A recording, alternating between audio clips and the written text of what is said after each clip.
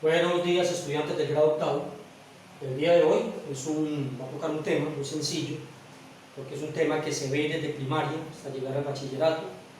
Cada año estamos en el mismo proceso, sino que a nivel que aumentamos, pues también ese nivel de complejidad se va dando un poquitico, no duro, sino de prestarle más atención. Entonces el tema es análisis de tablas y gráficos estadísticos. Ya sabemos que es una tabla, ya sabemos que es un gráfico. Vamos a hacer una breve descripción de para qué se utilizan, para que miremos que es importante saber analizar este tipo de elementos. Entonces ya sabemos que una tabla simplemente es la organización y recopilación de la información que tenemos. Cuando tabulamos y la organizamos dentro de la tabla, pues ya la estamos convirtiendo de una forma que la interpretación sea más sencilla. ¿Qué es el gráfico? Es simplemente lo que está en la tabla, pues mostrarlo de una forma figurada o a través de imágenes. Entonces, un gráfico y una tabla tienen que mostrar lo mismo para indicar que se trata de un dato estadístico o un estudio estadístico. ¿Para qué nos sirve entonces el análisis de tablas y gráficos? Dice que para comprender la información que llegan de otros medios de comunicación y poderla evaluar de forma crítica. Recordemos que la estadística es un campo muy grande donde otras áreas están inmersas en ella. Entonces, todo lo que sea de otras áreas, pues va a tocar la parte estadística también, y si tiene números, si tiene forma cuantitativa, pues la podemos evaluar y podemos hacer cálculos los que ustedes quieran. Entender la realidad social, económica y política. Pues ya lo dijimos, esto no solamente funciona en un país, en un sitio, sino que es a nivel mundial. Todo lo que yo haga a nivel estadístico pues implica todos los países del mundo. Llevar a cabo investigaciones que requieran interpretar y analizar datos. Entonces recordemos que cualquier tipo de información que llegue de forma numérica, pues nosotros la podemos organizar, y también de forma cualitativa, que son las características, también se puede hacer de acuerdo a unos requerimientos especiales, y que más adelante también vamos a ver cómo se trabajan esas variables cualitativas. Dice que discutir o comunicar las propias opiniones sobre la información que las estadísticas presentan. Pues si nosotros tenemos la información, los datos, y la tenemos recopilada y almacenada, pues lo más fácil es poderla presentar. ¿Cómo? A través de esas tablas y gráficas. Eso es lo que nos indica en este punto. Recordemos que la estadística tiene un proceso. Ese proceso, pues dependiendo del estudio que hagamos y de la forma también en que lo hagamos, pues se inicia con una recolección de datos que se puede hacer a través de encuestas, entrevistas, cuestionarios, cualquier tipo de información para recolectar esa información. La segunda es la tabulación, que corresponde a las tablas. Recordemos que esas tablas no solamente se presentan en tablas de frecuencia, podemos hacer una tabla de frecuencia no absoluta, también de frecuencia acumulada, frecuencia relativa. Recordemos que ese tipo de frecuencias llevan porcentajes, lleva también gráficos inmersos en él. Y por último, pues damos origen a lo que es la graficación de esos datos, que lo hacemos a través de diagramas, pictogramas y otro tipo de elementos que en todo el sistema educativo, entre más vamos aumentando el nivel, el grado, pues vamos viéndolo de otra forma, es un nivel de complejidad un poco más alto. Recordemos también que esos datos, esa información, se puede recopilar de dos maneras, en forma de datos no agrupados y en forma de datos agrupados, para que miremos y recordemos la diferencia. Ahorita vamos a hacer aquí una parte descriptiva. Los datos no agrupados son aquellos datos que yo puedo, a través de una encuesta o de preguntas, ir recogiendo la información y almacenarla. A medida que vaya recogiendo esa información, pues la puedo colocar en una tabla, y esos datos no son representativos exageradamente para crear tablas de intervalo. Puedo crear una tabla pequeñita donde esa información aparezca y yo pueda ir explicando y calculando la información que necesito. Y los datos agrupados, recordemos que se trabajan en intervalos. Cuando tengo más de 20 datos que son datos dispersos, que no se pueden almacenar en una sola tabla o en un solo gráfico, entonces yo empleo sus datos agrupados. Recordemos que ahí van los intervalos, otra cosa que va ahí son las frecuencias acumuladas y el resto de la información que hemos venido trabajando a medida que avanzamos desde la básica primaria hasta la básica secundaria. Entonces, con base en esta información, ya lo que es analizar para qué nos sirve, entonces vamos a hacer unos 3 ejemplos muy claros donde nos van a mostrar cómo debe ser el análisis. Para analizar nosotros debemos tener bases en qué, en todo lo que son medidas de tendencia central, también cómo se recolecta la información, qué son tablas de frecuencia, qué es una frecuencia absoluta, qué es una frecuencia relativa, que hemos venido trabajando. Entonces vamos a dar inicio con 3 ejemplos para que miremos el tipo de pregunta, más o menos la estructura que les va a salir dentro de las pruebas que vienen. Bueno, entonces vamos a ver un ejemplo clásico. Aquí hay una tabla, vamos a hacer el análisis, la interpretación de este ejercicio. Entonces me dicen que un grupo de estudiantes de grado octavo está realizando el montaje de una obra de teatro, la obra de teatro que hacemos siempre cuando nos toca los montajes de obra que hacemos en el colegio. Dice que el número de ensayos realizados por día para montar la obra, pues recuerde que este montaje le corresponde al grado octavo y lo tenemos de lunes a viernes. Entonces me dice que el lunes ensayaron 6 veces, que el martes ensayaron 4 veces, que el miércoles 2, que el jueves 8 y que el viernes 5. Recordemos que es bueno tener dentro de una tabla, cuando nos da la información, el total. Ese total siempre nos va a llevar algún dato que nos pidan, entonces debemos adelantarnos a ese dato o a ese total. Vamos a totalizar para que de una vez tengamos presente cuántos ensayos en total hicieron. Entonces serían 6 más 4, 10, 12, 20, 25. Yo puedo colocar aquí abajo total, pero para no de pronto desordenar la letra que tengo ahí, lo voy a colocar acá a un lado, pero ya sabemos que siempre debajo de una tabla va total y hacemos de una vez el cálculo. Entonces el total nos dio 25. Recordemos que ese total hay que adelantarnos siempre porque de pronto tenemos que hacer algún cálculo más adelante. ¿Qué nos pide el ejercicio? Usted me dice, otro grupo de grado séptimo, ya apareció un grado séptimo, está montando la misma obra que tenemos aquí y para ello la media. Entonces miremos, cuando estamos analizando debemos leer muy bien porque dentro del mismo texto ya nos están preguntando qué vamos a hacer.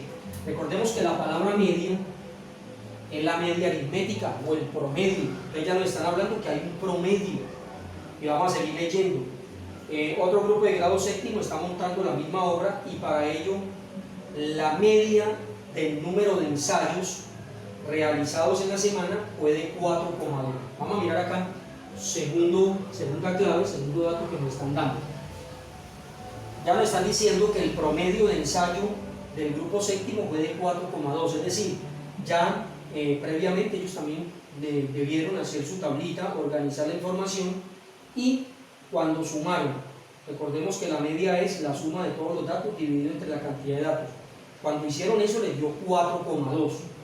Ya nosotros conocemos también un dato muy claro, el total del grado octavo.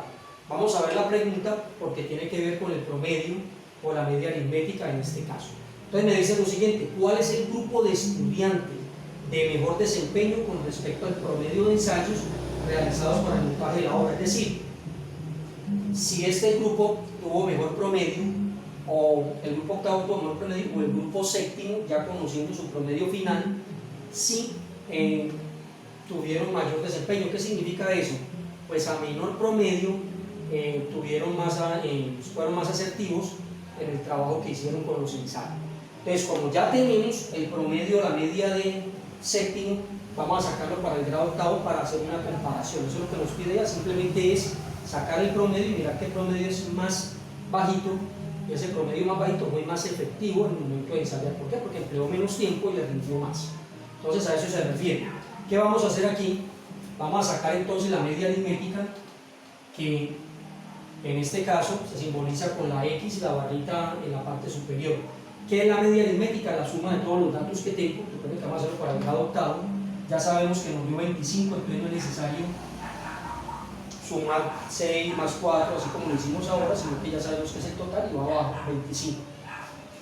Recordemos que la media aritmética es la suma de todos los datos dividido entre la cantidad de datos. ¿Cuántos datos tenemos? 1, 2, 3, 4, 5, es de lunes a viernes.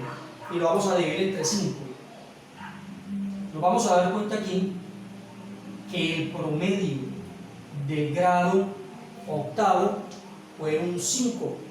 Miremos la comparación, 4,2 a 5. El grado séptimo tuvo mayor eficiencia, mayor desempeño, porque lo hicieron en menos tiempo, fueron más asertivos en el momento de ensayar, se demoraron menos y tuvieron más rendimiento. Por lo tanto, la respuesta sería: el grupo séptimo tuvo mayor y mejor rendimiento en este ejercicio de los ensayos en la obra de teatro. Bueno, entonces continuando con este segundo ejemplo, vamos a notar que aquí ya hay un gráfico circular. Recordemos que los gráficos circulares por lo general siempre vienen dados en porcentajes. Ese porcentaje indica que es más fácil la lectura y pues de ahí podemos seleccionar el total. Entonces miremos qué nos dice el ejemplo número 2. En un restaurante vegetariano se les preguntó a un grupo de 30 personas cuál es el vegetal favorito. El resultado se muestra en el siguiente gráfico circular. Notemos que el 30% son los que prefieren zanahoria, el 5% el pepino, el 25% la lechuga y el 20% coincide para la cebolla y el tomate. Vamos a mirar cuál es la pregunta, porque a partir de esta pregunta, recordemos que dentro de un gráfico, del análisis de un gráfico, de una tabla, pueden surgir muchas preguntas. Lo bueno es que con base en esa información nosotros podemos de una vez anticipar qué tipo de preguntas pueden salir. Una de las preguntas que nos hacen aquí es la siguiente: ¿cuántas personas prefieren como vegetal favorito la zanahoria? Si nosotros notamos, es el 30%. Recordemos que cuando hablamos de porcentaje siempre se refiere, en este caso, al 100%. 30 más 5, 35, 35 más 25, 60, 60 más 40, pues del 100%. ¿Qué debemos hacer para hallar entonces, para calcular la pregunta que nos hace? ¿Cuántas personas son las que están aquí en este 30% que les gusta la zanahoria? Vamos a hacer una regla de 3 sencilla. Esa regla de 3 sencilla dice que todo lo vamos a comparar con el 100%. Entonces yo voy a decir 100% son el total de personas. ¿Cuántas personas hay aquí? Hay 30. Lo voy a colocar aquí. Entonces el 100% son 30 personas. Ahora solo necesitamos la zanahoria, que es el 30%. Entonces yo digo, ese 30% que simboliza las zanahorias, ¿cuántas personas son? Este también es un ejemplo muy típico que aparece dentro del análisis de gráficos y tablas. Es hallar el porcentaje o hallar el valor que corresponde a un porcentaje. ¿Cómo resolvemos aquí? Pues lo resolvemos de una manera sencilla, cruzado. Primero multiplicamos los dos valores que se conocen, en este caso 30 por 30. Recordemos que podemos hacer el ejercicio por acá aparte, la multiplicación 30 por 30, pero lo podemos hacer en forma simplificada. 3 por 3 da 9. Aquí ya llevo 9 y le agrego estos dos ceros, un cero de aquí y otro cero de acá. Y lo que nos dé al multiplicar de esta manera, lo vamos a dividir entre el número que queda solo, que no tiene para multiplicar por la variable. En este caso vamos a dividirlo entre 100. ¿Qué debo hacer aquí? De una forma simplificada, puedo eliminar los ceros de arriba con los ceros de abajo. 9 entre 1 va a dar 9. Por lo tanto, la respuesta es: la cantidad de personas que les gusta la zanahoria son 9 de este gráfico que tenemos aquí. Bueno, vamos con nuestro tercer y último ejercicio o ejemplo para que ustedes puedan ya interpretar cualquier tipo de gráfico. Recordemos que esto es una pequeña inducción, como un recordéis de lo que hemos visto.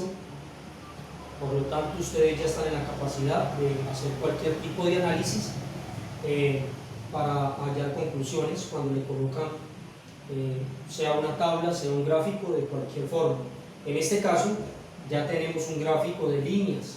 Recordemos que teníamos un gráfico circular y hicimos el ejercicio con una tabla. Entonces vamos a ver de qué se trata el ejemplo número 3. Me dice, en la empresa de Ana se hace anualmente una encuesta para sus trabajadores y con eso decidir a dónde van a ir de paseo al fin de año.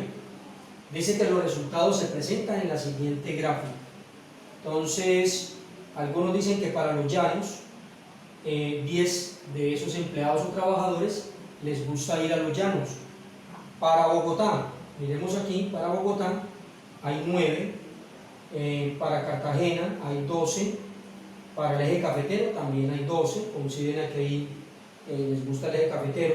Para el Huila hay 8, para La Guajira hay en este caso 13 y para Capurganá en este caso hay 7. Miremos, si empezamos a interpretar o analizar la gráfica de una vez, ya nos dimos cuenta que la mayoría de los trabajadores de la empresa de Ana votaron por ir a La Guajira, ¿sí? A conocer entonces La Guajira. ¿Cuál fue el que menos les gustó? Aquí tenemos en este caso Capurganá, lo que menos quieren visitar es Capurganá, el resto todo el mundo quiere ir a La Guajira. Vamos a ver cuál sería la pregunta, porque con base en esto, pues esa también es un tipo de pregunta que a veces aparece mucho y nos confunde. Entonces es como ir mirando cuáles de los ejercicios que hemos resuelto hace mucho rato de pronto tuvimos dificultad. Entonces me dice lo siguiente: luego de escogido el destino, que ya sabemos que es La Guajira, piensan alquilar 3 buses idénticos, es decir, con la misma cantidad de puestos, el mismo tamaño, la misma forma, diríamos aquí, si hablan de idénticos, si se desea que todos los empleados vayan igual de cómodos. Recordemos que cómodos es que sobre puestos y no que nos haga falta y nos toque llevar a más personas en las rodillas o al lado de nosotros o cargar. Entonces nos dice, si se desea que todos los empleados vayan igual de cómodos, la cantidad mínima de puestos que debe tener cada bus. Vamos a hallar entonces la cantidad mínima de puestos que debe tener cada bus. Estamos hablando de los puestos en totales para esta cantidad de personas que están aquí. ¿Qué es lo primero que hay que hacer? Contar cuántos empleados tienen en ese momento o cuántos empleados van a ir de vacaciones. Entonces vamos a empezar a hacer el conteo. 10 más 9, 19, 19 en este caso más 12, 31, 31 más 12, 43, 43 en este caso más 13, 56, 56, aquí lo sumaríamos con 8, 56, 64, perdón, más 8, y por último a 64 le sumo 7, sería 71. Es decir, que el total de personas de esa empresa que van a viajar son 71 personas, 71. Pueden haber más empleados que se quedaron, sí, que no quisieron ir al paseo, pero totalizamos en este caso 71. La pregunta es, ¿qué vamos a hacer con esos 71? Pues como debemos distribuirlo en 3 buses para que todos esos buses tengan la misma cantidad de puestos, pues vamos a hacer una división. Recordemos que la división nos permite repartir o saber de